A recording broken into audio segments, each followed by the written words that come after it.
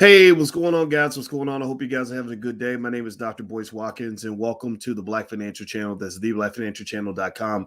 Today, I want to talk very quickly with you about a story that I just read about an actor named David Oyelowo. I want to make sure I say his name right because I don't want to mispronounce the brother's name. But David Oyelowo is an actor that you've seen in a lot of different movies. He's very famous. I'm going to put his picture up on the screen in case you're watching on the YouTube channel. If you watch it on Instagram, you won't see his picture, but I'll tell you what shows he's been in. He's been in things like I think he played Martin Luther King. He was in The Help and The Butler and stuff like that. He's a great British actor. He's been in a lot of stuff. He's acted on, on different stages all around the world. And anyway, David Oyelowo got my attention because I saw where there was an article where he mentions there's his picture in case you want to see what he looks like. There was this story about oh-YEL-oh-woh. Is that how you say it? Oh-YEL-oh-woh? Was I that far off, man? Damn. I'm gonna call him David. How about that? We're gonna call him David because I ain't trying to be out here messing up somebody's name. He's Nigerian. I'm also 1/3 Nigerian, believe it or not. That's what my DNA says. And one thing I do know is that you do not go around mispronouncing people's names. And my goal is not on any level to be disrespectful. But I am gonna sort of break it down in a way that things always get interpreted the way they are. But anyway, do me a favor, hit the thumbs up button, share, subscribe button. Give me a yes in the chat if you know who David is, who the actor is. It's spelled OYELOWO. That sounds like oh-YEL-oh-woh, oh-YEL-oh-woh, oh-YEL-oh-woh, oh-YEL-oh-woh, oh-YEL-oh-woh. Okay, man, that's so crazy. Let me know if you know who he is. Give me a yes or no if you know who he is.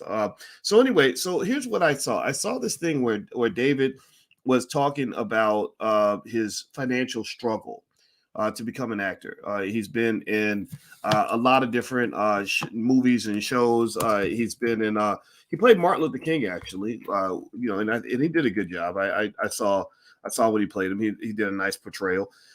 And one of the things that really got my attention, when he was telling his story, and I saw this in the New York Times, is he said that there was a point where he and his wife were so financially desperate that they got down to their last $3. They had $3 in the bank account.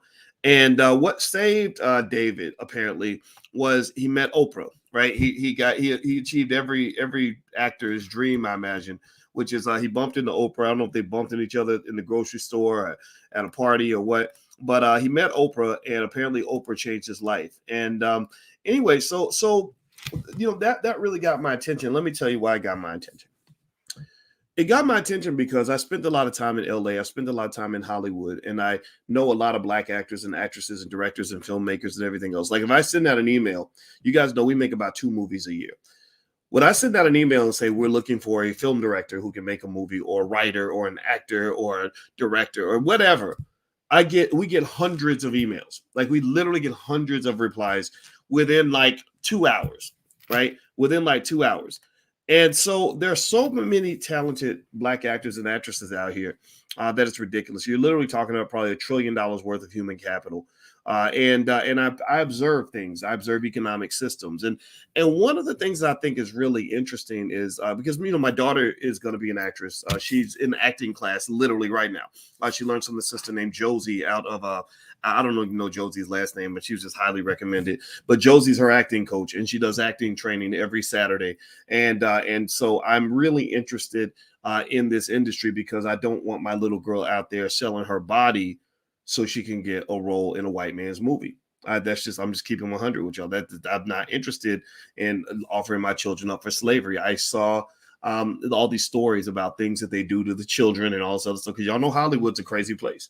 Y'all know Hollywood's a debaucherous, weird place with a lot of weird values. And we send our babies out there hoping that they can become famous because we want our baby to be the next Taraji P. Henson. But you don't know what price your baby might be paying. And really paying a very high price for a commodity that may not even arrive. They may actually give up the draws and do everything they think they're supposed to do and still not get the opportunity. This is the type of stuff that I have seen. This is in fact, Taraji P. Henson's manager was an old Jewish guy who was actually caught because he liked Black women. and he would basically make up indecent proposals and say, I think Halle Berry is also represented by this guy. So I don't know how Halle and Taraji got past his gate. I'm not going to speculate on that, but he was actually called out in the Me Too movement because he liked black women, and he basically said, give me some of that black booty and I'll take you to the top of the white man's heaven, right? I'll get you in these movies because I am the superior man. So if I take my clothes off and you do things to my shriveled up body that make me scream, then I can get you in a movie and I can show you a life that a black man can never show you, right? That's kind of what the dynamic is. That's what it becomes. And I hope that's not too raw, but y'all know what it is. I'm talking to mostly adults in the room, and I personally think your children need to understand this because I explain this to my kids all the time. Back to David Oyelowo. Oyelowo. Did I say it right? Or David Oyelowo. So he mentions in the story that he was down to his last $3, and he met Oprah. Pay attention now. There's a lesson here, I promise you. And he meets Oprah, and next thing you know, he becomes a big star. He's doing movies like Selma. He's in a bunch of other movies, The Help, and all kinds of stuff. And he even Jack Reacher and The Butler and all that stuff. And here's what I noticed. I'm going to try to organize my thoughts so I don't spit out too much at once. The first thought that I said is I hate stories like that. I just really hate them. Not because I'm not happy for the brother. I'm very happy for him. But I hate stories like that because you know what they are? It becomes the Hunger Games or the Squid Games for black people. Black people get fed the Squid Games all the time. You get fed a dream all the time. I'll give you an example. I knew a guy. I told the story before, but I think it's relevant. There was a guy I knew 20 years ago. This really fat, ugly guy who had all kinds of girls. He had all these girlfriends, and all the guys were like, "Man, how are all these women chasing you down and crying over you, and you ain't all that. Like you chubby, you ugly." Blah, blah. You know what he said? You know, I kid you not. You know what he said? Please forgive me. I hope I can be honest and tell you exactly what he said instead of trying to cover up my words. So cover your kids' ears if you don't want them to hear this. He said, it's easy. He said, just sell a hoe a dream. He said, if you sell a hoe a dream, it don't matter if you deliver on the dream. All that matters is that she buys into the dream, and then she'll give you what you want. Literally, seriously. I've heard rappers talk about that when you make a woman think she might get a chance to get some of your money, then she'll give you the sex in advance. And then you say, sorry, I'm not giving you nothing. Get on out of here, right? It's a game that powerful people play sometimes with people that have nothing but a dream, right? So I didn't like that story because it feeds into the Hunger Games, Squid Games dream that black people play. And also because I think about things deeply when I look at them. I try my best to use my brain as much as possible. And I don't just see the David Oyelowo's who went from $3 in the bank account to complete stardom. I don't just see that. I see the thousands of other David Oyelowo's who went to Hollywood, sold some ass, got on their knees for somebody, did all kinds of stuff, beg master, went to 10,000 auditions, and never got the butter biscuits at the end of the road, never got the big prize, never ran into Oprah, right? Seriously, think about this, right? I need you to understand how economically dangerous this lifestyle is. You're living on the edge when you think like this, black people. This is what I'm telling you. You're living on the edge when you think like this. Because pay attention now, what he's basically saying is that if white folks or Oprah or whoever had not stepped in, I would have just been broke. I would have had $3 in the bank account. And Lord knows, I don't know about y'all, but I know if I only got $3 in the bank account, your desperation level goes way up. You do anything to be able to eat that day, right? And so what I'm saying is that you are living on the edge when you even think that that's an inspirational story. That is not an inspirational story. That's like somebody saying they drove 300 miles an hour down the freeway and they stood on top of the car while like they were car surfing at 300 miles an hour, but they made it through the storm without getting killed. Most people are going to die. Most people who do that aren't going to make it. So most people who go to Hollywood and allow themselves to get down to the last $3 in the bank account are not going to bump into Oprah. Bumping into Oprah is not a good long-term financial strategy. Hoping that white folks in Hollywood save you and give you a job is not a good long-term financial strategy. Because in case you haven't noticed, in case you never got the memo, They don't even like your black butt. They don't even like you. They don't even like you. So let me take notes. I promise. I wanted to keep myself focused today because I didn't want to go all over the place with this. But my head explodes when I hear stories like this because that is not an inspirational story to me. That is a desperational story to me. That is not inspirational. It is desperational. It makes me think to myself, what things would any man or woman do if you're in Hollywood and you've gone to, you're super talented, you've been training your butt off, you've gone to 1,200 auditions and gotten 1,150 no's, maybe 50 yeses for parts that where you weren't even paid to do. What would you do to get that opportunity? How desperate are you? This creates an imbalance in the power dynamic.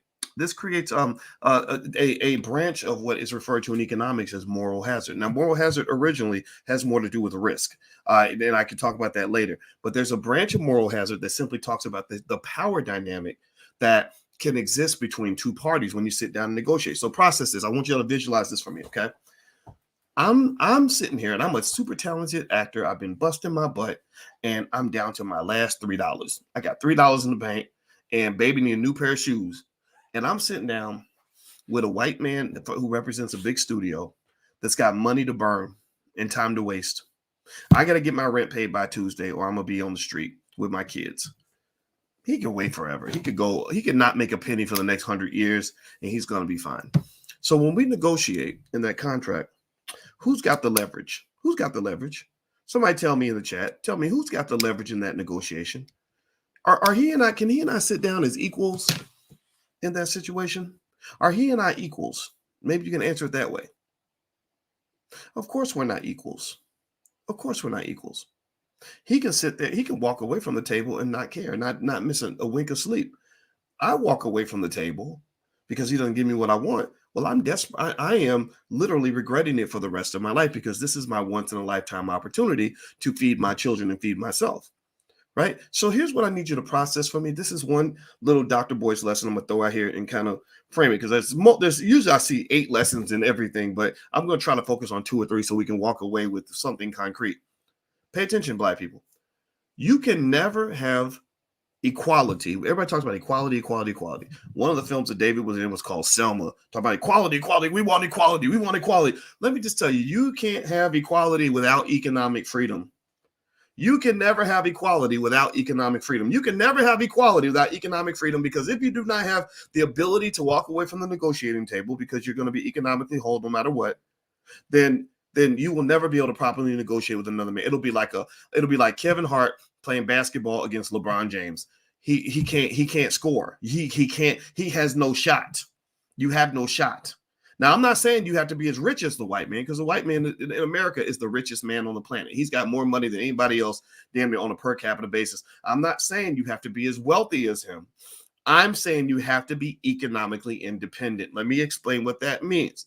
Economic independence does not mean an infinite amount of wealth. It does not mean that you're rich. Economic independence simply means that you are able to make decisions in your life without money being the number one driver behind what decision that you make, right? So I could be a multimillionaire and not be economically free, or I could be a person that makes $30,000 a year. And if I figured out how to live off of 25, then I can be free as a bird.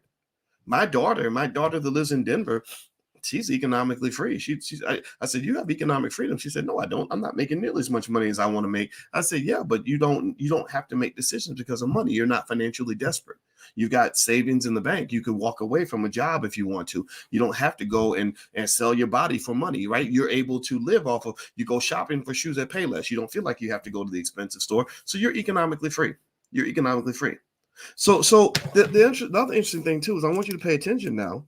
And now this is not me on any level disrespecting the tremendous acting talents of David Oyelowo, but I took notes. I'm going to pay attention. I want you to pay attention. This is a reflection. So even though Oprah saved him, Hollywood accepted him, he got offers in these movies. I want you to pay attention to the kinds of movies that he was in. This is where the power dynamic between Hollywood and Black people ends up looking really distorted. Most Black actors and actresses that I know in LA, and believe me, I know a lot of famous people. I meet them all the time. It doesn't matter to me because they're not as impressive as they look. They're talented, but not impressive, right? They're not the kind of courageous people that you need in order to build a community. People I admire maybe might be somebody like Brother Ben X, who just founded Hereafter Farms. By the way, I'm going to be an investor in that farm project because I thought that was amazing. Him and Brother Farrakhan called me on the phone and I was super impressed. So I let them know very clearly, not only will I invest, but I'm going to tell everybody that I'm investing in this. These are the kinds of people that I want to roll with. Rizza Islam, Vicky Dillard, those are the people that are going to build your future. I don't think the Black folks in Hollywood are going to do it because, in fact, a lot of your Black entertainers and entertainers and athletes, even though they have a lot of money, they got that money very easily to some extent by simply appeasing the white supremacist power structure enough for them to get a good paycheck. And so when you go to them and you say, let's go build something that's independent and Black, they always tend to come back with, well, why don't we get the white people involved? Or we need to have white people here in order for this to work. Why? Do they feel like they need us around before they do anything? Or do we feel that way about them? Why do we feel like we need them, but they never operate as if they need us? Right? Like I've never met a white man who said, I'm going to go build a bank, but I need to have Black people involved. I need capital from Black people. I need Black people's expertise for me to build a bank. You don't see that, right? But we tend to feel that way because we've been trained to believe that we are inferior. We are white supremacists. We are white supremacists. We tend to believe that they can do things that we can't do, right? And that's just a fact. Give me a yes if you understand what I'm talking about. So if you look at David Oyelowo's career, and I hope I said it right. Am I saying it right? Give me a yes in the chat if I'm saying it right. Those of y'all that know how to really pronounce it. I do not want to disrespect this brother's name. OYELLOWOH. OYELLOWOH. That I read it on the screen. Okay. OYELLOWOH. All right. So here's what I noticed, right? I looked at the movies David Oyelowo was in. And here's the thing. Just because they let you in doesn't mean the power dynamic has changed.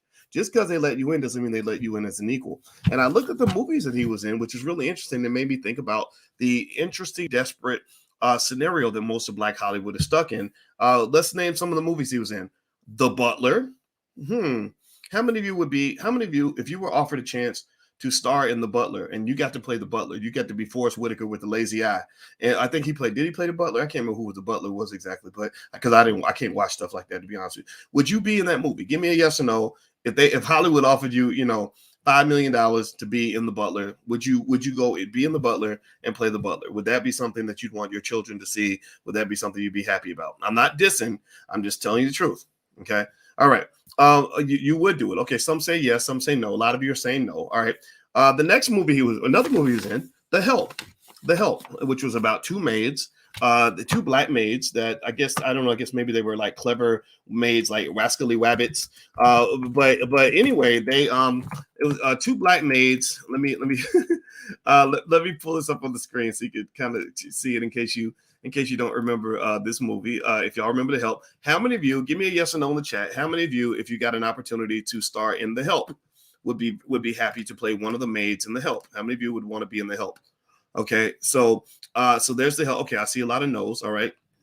And another movie he was in, Planet of the Apes.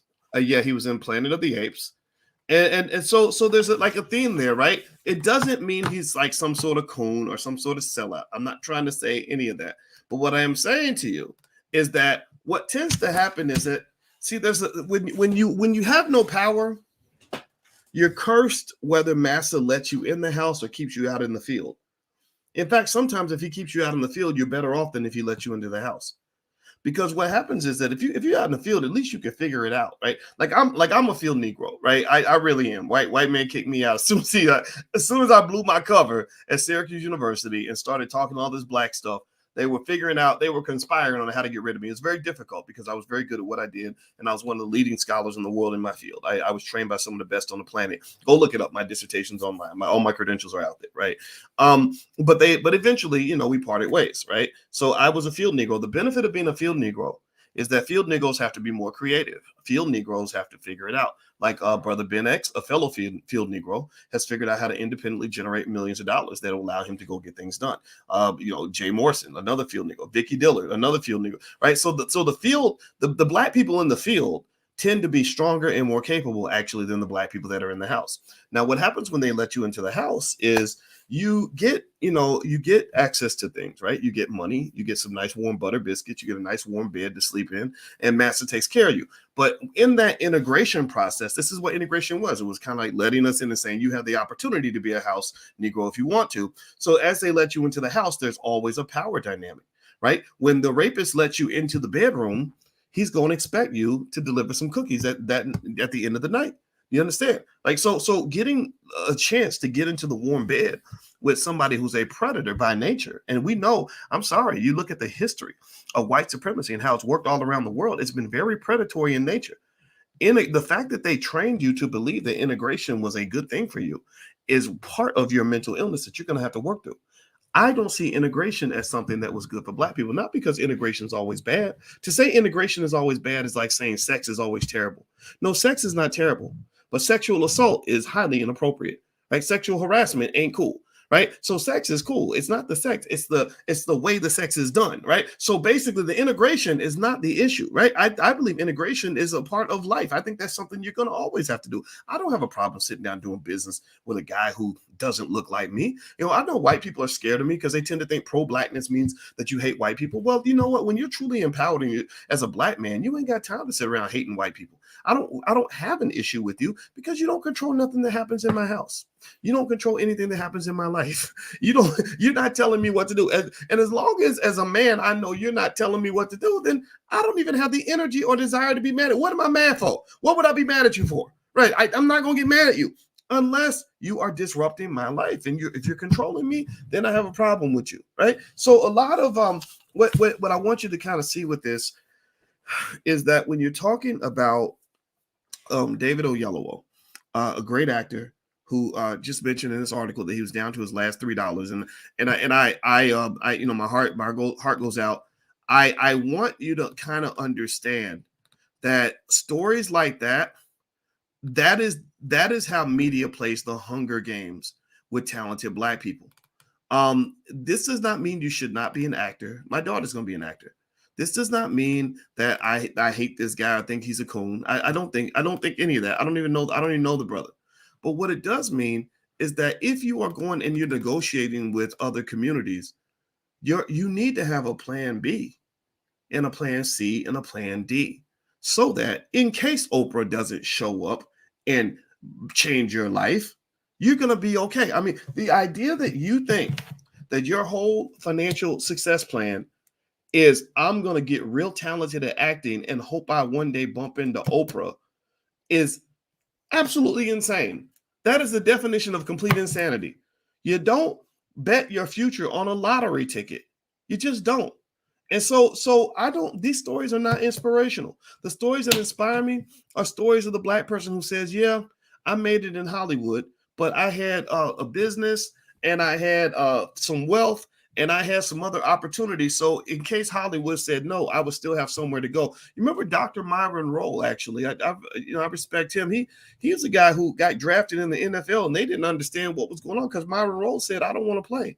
I know I'm good enough to be on the football field, but I'm also good enough to be a doctor. So he skipped playing football in the NFL so he could go to Oxford and prepare for medical school. He said, look, this is fun. This is going to be great. And he came and played for the Buccaneers and did a great job, or whatever team he was. I think it was the Buccaneers. But now he's a doctor, now a surgeon or something, right? So who in the world trained you to believe that you have to be a one-trick pony?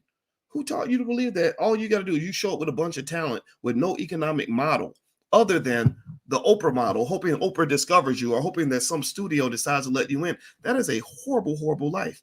Those auditions, you're in line with 200 or 300 people trying to get one role, and you got to do this over and over again. That's depressing as shit. That is the most depressing life I can imagine a human being having. So how about this? This is the conclusion. If you want a recommendations, that real basic. When I send my daughter out into the world of acting, we don't talk about it the way some of these, dance parents talked about or football parents talk to their kids. I ain't trying to get my daughter a record deal or hoping that she gets a chance to make it to the pros or get into a movie. We don't have those stupid conversations. We just don't. You know what I do? I say, let's talk about how Tyler Perry makes his money. Tyler Perry was super talented. Now he put on a dress, right? We can critique that, right? That's a whole nother discussion. And Tyler and I brought that up to Tyler when we talked. We talked one time in 2015, and I did ask about the dress. He promised me at the time that he said he was going to stop doing it, but I think he's still wearing it. But then again, Medea's $1 billion thing by now, so a black man putting on a dress, that's going to get you, that's going to get you into some circles. But putting that to the side, I talked to her and I say, well, if you learn how to make your own movie and you learn how to finance your own movie, then you get to decide if you want to be a movie star or not. Because if you control the money behind the movie, then that's your movie and you can do whatever you want.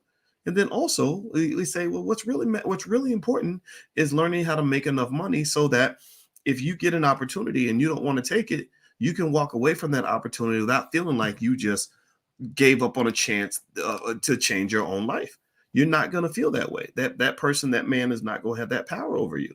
You never want anybody to have that much power over you. And one of the things that we are falsely taught, because we don't teach economics as much as we should, and we're getting better at that, right? By the way, we're getting better at that. A lot of our families are adopting economic strength as a core value, which is a wonderful thing.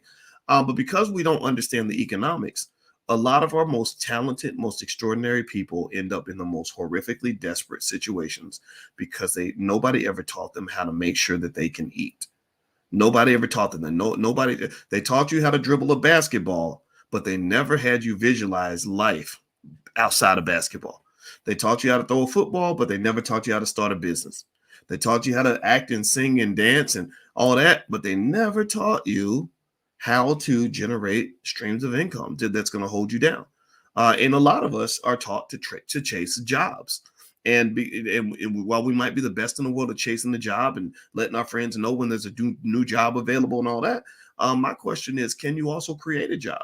I believe every Black child should learn how to create a job. And what that's going to do is it's going to shift the power dynamic. If you're talking about that quest to equality, it is much easier to negotiate for a job when you have what is called, this is a real theory now, this isn't true in economic theory, negotiating theory.